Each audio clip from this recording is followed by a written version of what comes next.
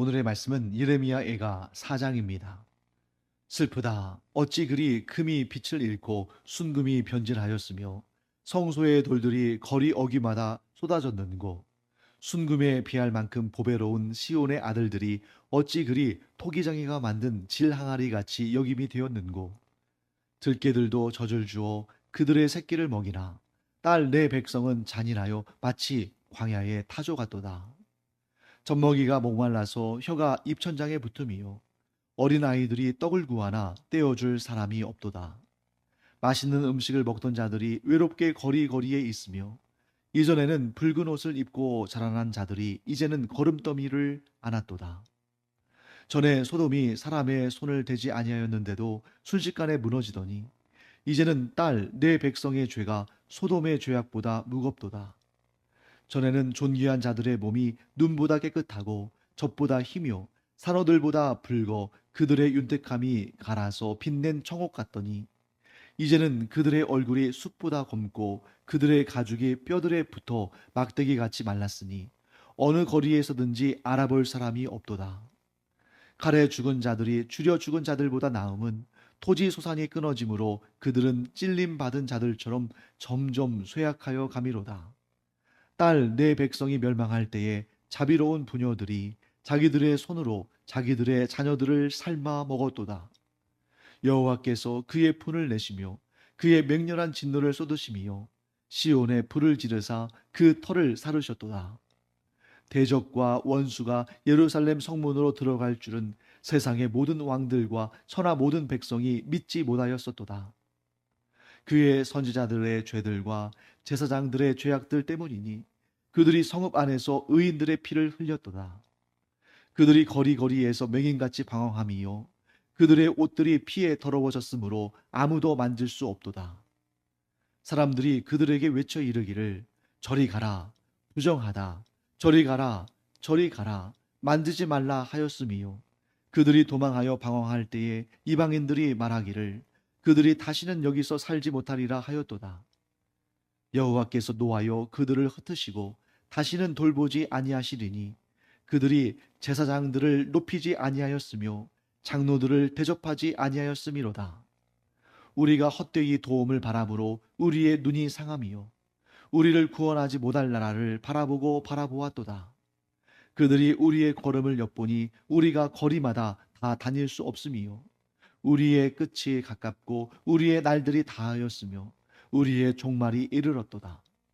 우리를 뒤쫓는 자들이 하늘의 독수리들보다 빠름이요 산 꼭대기까지도 뒤쫓으며 광야에서도 우리를 잡으려고 매복하였도다.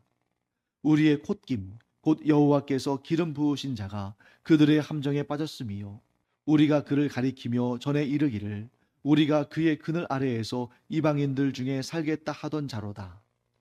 우스 땅에 사는 딸 에도마 즐거워하며 기뻐하라. 잔이 내게도 이를지니 내가 취하여 벌거벗으리라. 딸 시온아 내 죄악의 형벌이 다하였으니 주께서 다시는 너로 사로잡혀 가지 아니하게 하시리로다.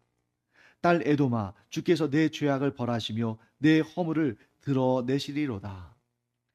네, 오늘 본문의 말씀은 정말 그 전체적으로 굉장히 좀 음울하고 또 암울하고 또 고통스럽고 정말 어떻게 이런 일이 있을 수 있을까 할 정도로 좀 두려운 일들이죠. 그런데 마지막에 가서 그 어조가 조금 바뀌는 것을 보게 됩니다. 자, 영광스럽던 민족 이스라엘. 자, 그 영광 하나님께서 주신 것이죠. 하나님께서 이스라엘과 언약 관계를 맺으시면서 이 이스라엘 민족에게 영광을 주셨는데 그런데 그 이스라엘이 지금 얼마나 고통스러운 가운데 있는지 정말 이 혹독한 징계를 받으면서 감히 상상할 수도 없는 그런 일들이 일어나고 있습니다. 특별히 오늘 본문의 말씀해 보시면 이들이 얼마나 고통 가운데 있는지를 너무 생생하게 표현하죠. 자, 1절부터 쭉 보실까요? 금이 빛을 잃어서 순금이 변질됐다. 이거 상징적인 표현이죠. 이스라엘의 영광이 빛을 잃었을 뿐만 아니라 그것이 얼마나 처절한 그러한 고통 가운데 있는지를 보여주고 있습니다. 자, 그 다음에 4절 말씀 보시면 이런 내용 나옵니다. 젖먹이가 목말라서 혀가 입천장에 붙음이요. 어린아이들이 떡을 구하나 떼어줄 사람이 없도다. 자, 지금 어떤 상황을 묘사하는 걸까요? 자, 바벨론이 유다 왕국을 무너뜨릴 때 1년 반 정도를 예루살렘 성을 에워쌌습니다. 그러니까 이 사람들이 지금 이 성내에 있는 모든 음식물이 바닥이 났고 또 그 성 밖에서 이 성 안으로 뭘 가지고 들어올 수도 없고 왜? 바벨론의 군대가 에워쌌으니까요. 그렇게 해서 나라가 망하게 되는데 그 다음에도 어떻게 됩니까? 바벨론이 이 유다 왕국을 지배하면서 모든 좋은 것들은 다 수탈해 가잖아요.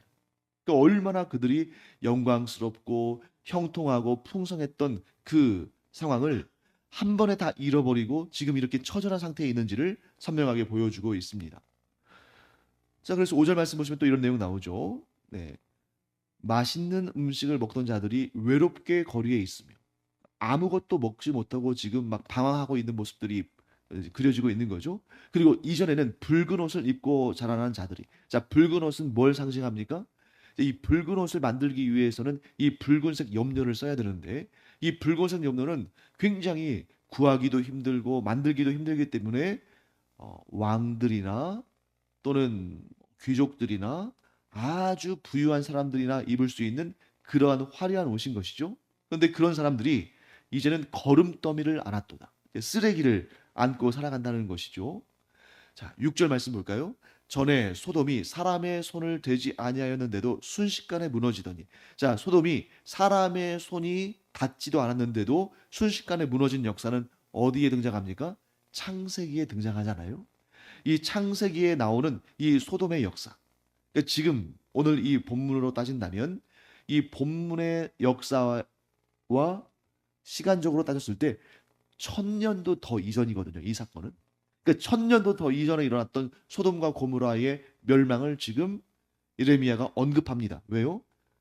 오히려 그때의 그 죄악보다 그때의 그 심판보다 더 무섭다 하는 것이죠. 그래서 이제는 내 백성의 죄가 소돔의 죄악보다 무겁도다. 그리고 심지어 9절은 이렇게 말씀합니다. 칼에 죽은 자들이 줄여 죽은 자들보다 나음은. 여러분, 칼에 죽었다는 것은 전쟁을 말하죠. 전쟁터에서 죽은 사람이 굶어서 죽은 사람들보다 더 낫다. 자, 어차피 죽을 거라는 거예요. 그러면 어차피 죽을 거면 그 고통이라도 짧으면 좋을 텐데 칼에 찔려 죽은 자는 물론 이제 고통스럽겠습니다만 그 고통의 시간이 짧겠죠. 순식간에 죽을 테니까. 반면에 줄여 죽는다는 것은 뭘 의미합니까? 고통을 고통대로 다 경험하고 그 아직도 의식이 살아있기 때문에 지금 자신들이 당하는 그 고통을 다 느끼는데 자, 어제도 말씀드린 것처럼 영광과 풍요가 없었더라면 처음부터 이렇게 살았더라면 처음부터 가난하게 처음부터 굶주리며 살았다면 고통을 그렇게 크게 느끼지 못할 텐데 이들의 영광이 얼마나 드높았는가. 하나님께서 이들에게 주신 복으로 인해서 이들의 풍요가 얼마나 풍성했는가. 그런데 그것을 다 잃어버렸으니 얼마나 고통스러운가. 그러니까 여러분, 칼에 맞아 죽는 것이 덜 고통스럽냐? 굶어서 죽는 것이 덜 고통스럽냐? 이걸 지금 비교하자는 것이 아니죠. 무엇을 말합니까? 이들의 영광과 풍요가 얼마나 대단했는지. 그런데 그것을 상실했을 때의 고통이 얼마나 큰 것인지를 말하고 있는 것입니다. 그 중에 하이라이트는 10절이죠. 우리 10절 말씀 다시 한번 읽어보겠습니다. 내 백성이 멸망할 때에 자비로운 부녀들이 자기들의 손으로 자기들의 자녀들을 삶아 먹었도다. 여러분, 정말 상상도 할 수 없는 일이잖아요. 그러면 이런 일이 실제로 일어났을까요? 일어나지 않았을까요? 자, 이게 상징적인 문학적 표현일까요? 아니면 실제를 기록한 역사적 표현일까요? 저는 실제를 표현한 역사적 표현일 가능성이 매우 매우 크다고 봅니다. 왜냐하면 지금 이스라엘이 이와 같은 그러한 정말 악독한 그러한 자들이 되기까지 하루 이틀에 된 게 아니잖아요. 그래서 이런 일이 충분히 일어날 수 있다고 생각하는 근거 중에 하나는 뭐냐면 하나님께서 그들에게 경계하신 하나님께서 그들에게 가장 하지 말라고 하신 일. 그게 뭐냐면 몰렉신 우상 숭배를 하지 말라고 하셨습니다. 누구든지 몰렉신을 섬기면 당장에 돌로 쳐서 죽여야 한다라고 하나님께서 경계하시고 경고하시기를 수차례 하셨어요. 그 몰렉신 숭배가 뭡니까? 자기 자식을 죽여서 우상신에게 바치는 거죠. 심지어 어떤 경우는 산채로 불에 태워서 우상신에게 바칩니다. 자, 그러면 왜 자식을 바칠까? 몰렉신이 자신이 가장 아끼는 것을 바치는 자에게 가장 큰 복을 준다. 자, 이런 개념을 가지고 있거든요. 그러면 사람에게 가장 아끼는 게 뭐겠어요? 물론 뭐 여기 나오는 것처럼 금이나 뭐 살진 송아지나 이런 것들도 소중하겠습니다만 뭐니 뭐니 해도 사람에게 가장 소중하고 가장 귀한 것은 자기 자식 아니겠습니까? 그래서 자기 자식이 가장 소중한데 그 가장 소중한 자식을 몰렉신 그 우상에게 바친다는 것은 뭐냐면 그 우상으로부터 무엇인가를 받아내는 것. 그래서 자기 자신의 배를 불리고 자기 자신의 영광을 높이는 것을 자식을 사랑하는 것보다 더 귀하게 여겼다는 거죠. 이렇게 극단적인 이기주의. 자기 자신이 잘 먹고 잘 살고 형통하고 높아지기 위해서 하나님께서 주신 그 귀한 자식마저도 우상에게 바치는 그러한 아주 악독한 인간성의 그 최악의 모습이 이들에게 있었기 때문에 자기 배고프다고 굶어 죽게 생겼다고 자기 자식들을 잡아서 삶아 먹는 거 얼마든지 일어날 수 있는 일이죠. 왜? 그들이 지금까지 그런 삶의 모습을 보였으니까. 자, 이런 죄악들이 어느 날 하루아침에 일어나는 일이 아니라 계속적으로 일어났고 하나님이 오래 참으시고 또 선지자들을 계속 보내셔서 그 일에 대해서 경고하시고 너희들이 계속해서 이런 악을 저지르면 하나님께서 말씀하신 그 재앙들이 일어나게 된다고 계속 경고했음에도 불구하고 그들이 그 악을 멈추지 않았습니다. 사랑하는 성도 여러분, 무엇이 하나님의 진노를 불러일으키는가? 여러분, 오늘날 뭐 회사나 뭐 이런 뭐 직장 뭐 이런 곳에서는 경제적인 그러한 성과를 거두지 못하면 막 욕을 얻어먹고 징계도 받고 막 그러잖아요. 그런데 하나님께는 돈 같은 것은 아무 문제도 안 됩니다. 이 세상의 명예와 권력 같은 거 아무 문제도 안 돼요. 왜? 하나님은 무한하시고 모든 우주 만물을 소유하시고 다스리시는 분이기 때문에 우리가 뭘 얼마나 더 하나님께 드린다고 해서 하나님의 영광이 더 높아지는 것도 아니고 하나님이 더 부유해지시는 것도 아닙니다. 그렇기 때문에 하나님께서 요구하시는 것은 어떤 물질적인 성과나 또 세속적인 영광이나 권력이나 이런 것이 아니라 하나님의 말씀에 순종하는 거예요. 하나님께서 요구하시는 것은 딱 하나까지입니다. 하나님의 말씀에 순종하는 것.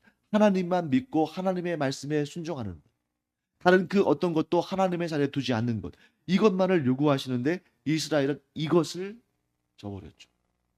그러니까 이들은 뭐라고 하나님께 항변하냐면 성전이 무너지고 나라를 잃은 다음에 뭐라고 항변하냐면 하나님 우리가 언제 하나님 말씀을 순종하지 않았습니까? 우리가 하나님의 율법에 말씀하신 대로 아침과 저녁마다 하나님께 번제를 드렸고 절기를 지켰고 또 번제와 속죄제물과 속건제물과 화목제물을 항상 드렸고 또 소제와 전제를 드렸고 우리가 이렇게 하나님께 모든 것을 드려 더 이상 드릴 것이 없을 정도로 우리가 이렇게 하나님께 헌신하고 순종했는데 왜 우리가 불순종했다고 말씀하십니까? 그때 하나님의 대답은 무엇입니까? 순종이 제사보다 낫다. 하나님의 말씀을 들음이 그 살진 소들보다 낫다. 그러니까 하나님의 마음을 헤아리지 못한 거예요. 그냥 자기들 생각대로 하나님을 해석한 것입니다. 자, 우리가 돈 좋아하고 우리가 이런 금, 소, 양 이런 거 좋아하니까 하나님도 이런 거 좋아하시겠지? 우리가 하나님께 금을 드리고 우리가 하나님께 소를 드리고 양을 드리고 염소를 드리면 하나님 좋아하시겠지? 그런데 하나님 아니라고 말씀하시는 거죠. 하나님께서 원하시는 것은 무엇입니까? 오직 하나님만 섬기며 하나님의 말씀에 순종하는 것을 원하신다. 그 외의 것들은 아무것도 소용이 없다. 자, 그런데 문제가 생겼습니다. 13절 말씀 볼까요? 그의 선지자들의 죄들과 제사장들의 죄악 때문이니 그들이 성읍 안에서 의인들의 피를 흘렸다. 자, 이스라엘이 하나님께 징계를 받고 나라가 망하고 지금 이렇게 자기 자식을 잡아먹을 정도로 이렇게 지금 고통스러운 상황 가운데 있는 그 핵심에는 누구의 죄악들이 있다는 겁니까? 선지자들과 제사장들의 죄악이 있다는 것입니다. 자, 그러면 이 선지자들과 제사장들 한마디로 요약하면 뭐라고 표현할 수 있겠습니까?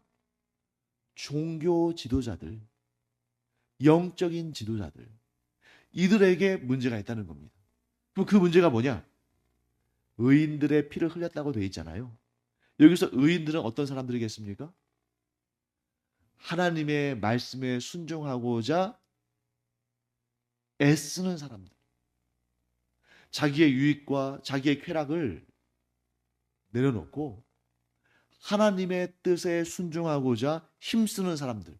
그들을 죽였다는 거예요. 뭐 하려고? 자신들의 유익을 위해서. 즉 여기에서 선지자들과 제사장들의 죄악이다라고 했을 때 이들은 누구보다 하나님의 말씀을 가르치고 또 실천하고 또 그 일을 행하도록 격려하고 권면해야 될 사람들이 오히려 그들이 자신의 직분을 벗어나서 잘 먹고 잘 살기 위해서 자신들의 모든 생각을 거기에 집중할 뿐만 아니라 심지어 그렇게 하나님의 뜻에 따르기 위해서 애쓰는 자들을 죽이고 그들의 것을 빼앗는 그런 악을 행했다는 것입니다. 즉 영적 지도자들의 부패와 타락이 오늘날 이 고통스러운 재앙과 심판의 가장 근본적인 문제였다는 것이죠. 자, 그러면 이제 이렇게까지 우리가 얘기하면 야, 모든 것이 종교 지도자들의 문제였구나. 선지자들과 제사장들과 이렇게 영적인 지도자들의 문제구나. 그럼 백성들은 아무 문제 없을까요? 그렇게 생각하면 안 된다는 거죠. 자, 여러분 여기 보실까요? 16절 말씀 보겠습니다. 여호와께서 노하여 그들을 흩으시고 다시는 돌보지 아니하시리니 그들이 제사장들을 높이지 아니하였으며 장로들을 대접하지 아니하였음이로다. 자, 그러면 이 유대의 종교 지도자들의 타락이 무엇 때문에 이루어졌는가? 백성들의 타락 때문에 이루어졌다는 거예요. 자, 하나님께서 여호수아 시대에 이스라엘 백성들에게 땅을 기업으로 주십니다. 땅을 기업으로 주시면서 그 지파들 가운데 어떤 지파에게는 땅을 기업으로 주지 않으셔요? 레위 지파에게는. 자, 12지파에게 땅을 기업으로 주었기 때문에 어떤 분들은 레위 지파도 땅을 받은 거 아닌가? 왜? 레위 지파까지 합쳐서 12지파니까? 그렇지가 않죠. 땅을 기업으로 분배받은 12지파는 레위 지파를 빼고 그러면 11지파여야 되는데 11번째 아들인 야곱의 11번째 아들인 요셉은 거기에 이름이 언급되어 있지 않아요. 그런데 요셉 지파가 빠져서가 아니라 요셉 지파에게 두 몫을 준 거죠. 요셉의 두 아들인 에브라임과 므낫세가 자기의 삼촌들과 함께 땅을 기업으로 분배받은 것입니다. 그래서 토탈 13지파가 된 거예요. 그러니까 이 요셉 지파가 두 몫을 받았으니까 에브라임과 므낫세 그렇게 해서 12지파가 땅을 기업으로 분배받고 나머지 한 지파 레위 지파는 땅을 기업으로 분배받지 못합니다. 그때 하나님께서 뭐라고 말씀하십니까? 레위 지파에게 내가 땅을 기업으로 주지 않는 이유는 그들에게는 내가 기업이 되기 때문이다. 그들은 나를 섬기는 일에 집중할 것이고 그러므로 나머지 12지파가 각각 그 땅에서 기업으로 받은 땅에서 얻은 소출의 10의 1을 나에게 바쳐서 내가 그것을 그들의 몫으로 주겠다. 원래 11조의 목적이 뭐예요? 11조의 목적은 세 가지입니다. 첫째는 여호와 하나님의 임재가 있는 성막, 훗날 성전이 되죠. 이 성막과 성전, 그곳이 천국의 성막과 성소라면 헤어지지도 않고 닳지도 않겠지만 이 땅은 성막과 성소를 지어놓으면 또 성전을 지어놓으면 뭔가 또 하자, 보수 이런 것들이 필요하잖아요. 그렇게 성막과 성전을 보수하고 하는 일, 유지하는 일. 그 다음에 가난하고 굶주린 자들, 과부와 고아 같은 자들을 구휼하고 그들을 구제하는 일. 하지만 가장 많은 분량이 어디에 쓰임 받냐면 제사장들과 레위인들의 생활을 공급하는 일. 그런데 어떻게 했습니까? 그들이 하나님의 말씀대로 하다 보니까 아까운 거예요. 하나님께서는 10의 9는 너희 몫으로 하겠고 10의 1을 나에게 바쳐서 내가 나를 섬기는 자들에게 주겠다 하고 말씀하셨는데 그 10의 1마저도 아까운 겁니다. 그러니까 안 드려요. 하나님께 11조를 안 드리니까 당연히 제사장들, 레위인들 이런 사람들에게 생활을 공급할 수가 없겠죠. 그들의 생활이 힘들어지겠죠. 그러니까 그들이 어떻게 됩니까? 특히 사사 시대에는 그러한 문제가 아주 심각했는데 레위인들이 도망쳐 버려요. 먹고 살 길이 막막하니까 성소를 떠납니다. 그래서 어디로 가요? 흩어져서 자기의 목구멍에 그 목구멍에 포도청이라는 말이 있잖아요. 자기의 배를 스스로 채우기 위해서 거룩한 하나님의 제사장, 레위인 이런 직분을 행하지 않고 그냥 하루 벌어서 하루 먹기 급급한 그런 상태가 되는 거죠. 결국 그게 어떤 좋지 않은 사이클로 돌아오게 됩니까? 그 이스라엘 백성들이 제사장들과 선지자들과 이런 하나님의 일꾼들을 존귀히 여기지 않고 그들에게 마땅히 제공해야 될 그런 도움을 주지 않으니까 오히려 이 영적인 그러한 일을 담당하는 사람들이 자기 자리에서 떠나고 그러니까 이 이스라엘의 영적인 질서가 무너지고 결국 그들이 하나님 앞에 범죄하고 그 범죄의 결과로 이런 끔찍한 재앙과 고통을 경험하게 되는 거죠. 이들이 하나님의 말씀에 순종하기 시작했다면, 이들이 하나님의 그 율법을 말씀하신 그대로 지켰다면 오늘날 이런 문제는 발생하지 않았을 것이다. 하고 예레미야 선지자가 하나님의 말씀을 그들에게 전하고 있는 것입니다. 자, 이제 마지막으로 17절부터 쭉 보시면 어떤 내용이 등장합니까? 여전히 이 이스라엘 민족이 당하는 고난. 자, 어떻게 표현되어 있습니까? 네, 17절 말씀 볼까요? 우리가 헛되이 도움을 바람으로 우리의 눈이 상함이요 우리를 구원하지 못할 나라를 바라보고 바라보았도다. 이스라엘을 구원하지 못할 나라를 바라보고 바라보았는데 이 구원하지 못할 나라가 어딜까요? 1차적으로는 애굽을 의미하죠.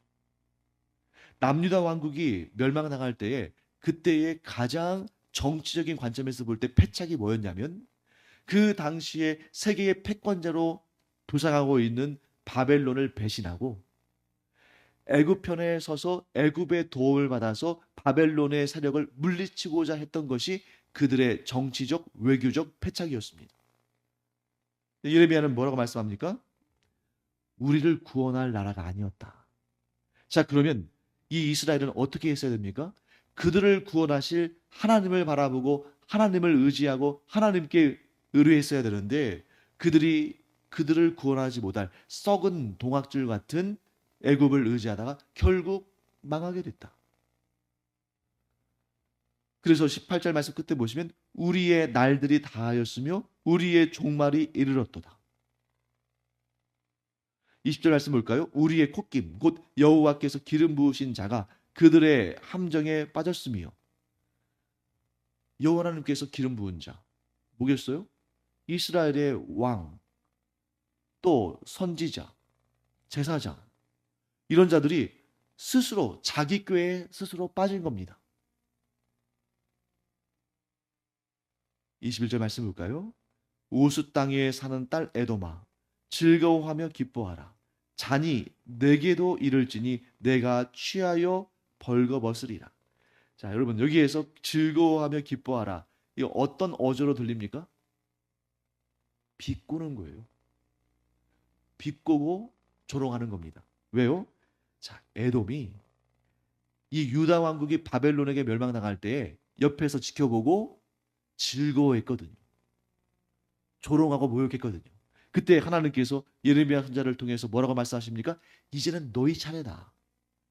자, 그리고 결론 22절. 우리 22절 함께 읽어보겠습니다.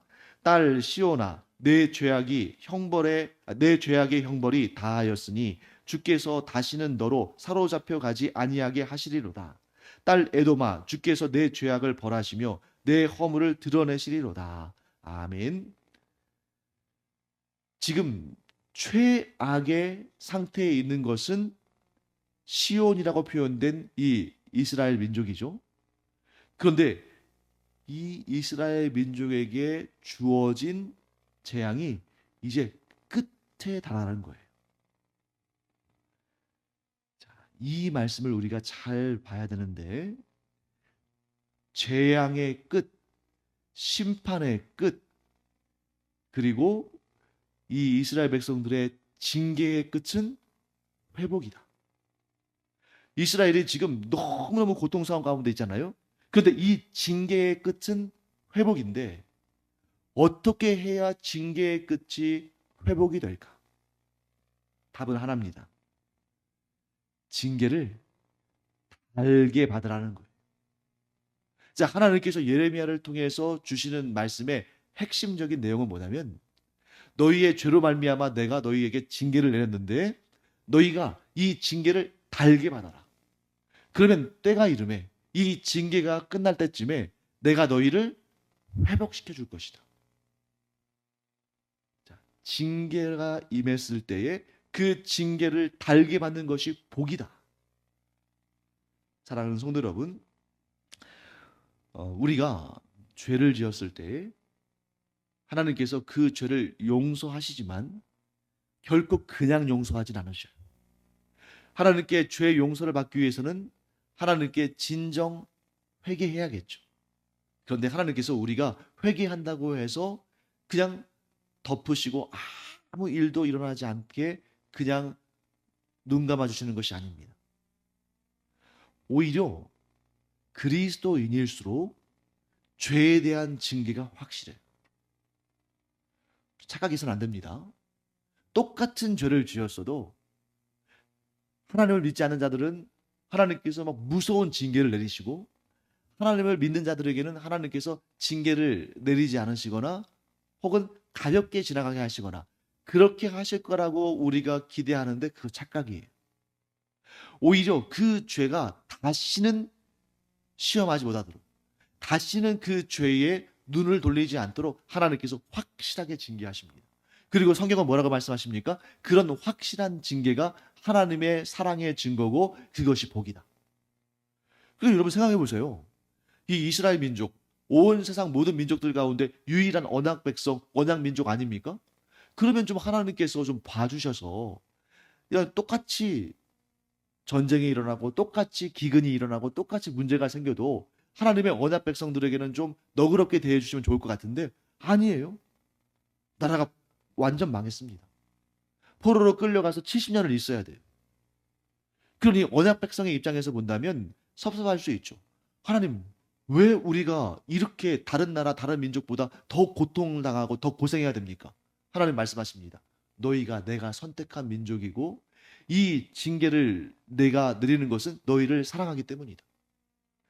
이 하나님의 마음을 안다면 징계를 어떻게 해야 돼요? 달게 받아야 된다. 징계를 달게 받으면 그 끝은 반드시 회복이고 이전보다 더 좋게 하시는 하나님의 은혜를 누리게 된다. 우리의 삶 가운데 어려운 일이 닥쳤을 때 그것은 둘 중에 하나입니다. 하나는 우리의 죄와 허물로부터 돌이키게 하시는 징계거나, 하나는 우리의 믿음을 달아보시는 시험이거나. 자, 아브라함이 하나님께 시험을 받을 때 너무 고통스러웠죠. 왜? 아들 이삭을 바치라고 하셨으니까. 하지만 사실 그것은 아브라함의 죄에 대한 징계가 아니라 아브라함의 믿음을 달아보시고 그를 믿음의 조상으로, 메시아의 계보의 조상으로 세우시기 위한 시험의 단계 아니었습니까? 우리는 이 둘 중에 하나인 거예요. 그래서 우리가 어려운 일 당할 때 항상 우리가 스스로를 돌아보면서 이 두 가지를 점검해 봐야 됩니다. 첫째는 내가 하나님 앞에 죄를 짓고 허물을 보인 것이 있는가. 그 다음은 뭐예요? 하나님께서 지금 나의 마음의 믿음이 어떠한지를 달아보고 계신 거 아닌가. 대부분 이 두 가지가 함께 가는 경우가 많죠. 그래서 여러분, 오늘 이렇게 마무리하겠습니다. 징계는 믿지 않는 자들에게는 어떻게 해서든지 간에 피해야 되는 그런 고통스러운 일이지만, 하나님의 자녀들에게는 징계가 오히려 복이다. 잘못된 길을 돌이켜서 올바른 길로 가게 하시는, 그래서 회복과 복을 주시는 그러한 복된 길이다 하는 것을 우리 꼭 기억하고, 오히려 징계가 임할 때 더 달게 받고 자신을 돌아보며 온전한 길로 향하는 우리가 되기를 간절히 축원합니다. 기도하겠습니다. 하나님께서 사랑하지 않으시는 자에게는 오히려 징계를 아끼시고, 하나님께서 사랑하시는 자에게는 오히려 징계를 더 자주 행하셔서 사망길로 가지 아니하고 생명길로 가게 하시며, 그 징계를 달게 받을 때에 오히려 하나님께서 이전보다 더 좋게 하시며 더 큰 복을 내리신다는 것을 저희들이 깨닫습니다. 그러므로 하나님, 어려운 징계, 고난, 고통 임할 때에 도리어 하나님께 더 가까이 나아가며 자신을 돌아보며 겸비하여 하나님을 향하는 저희들 되게 하여 주시옵소서. 감사드리며 예수님의 이름으로 축복하며 기도합니다. 아멘.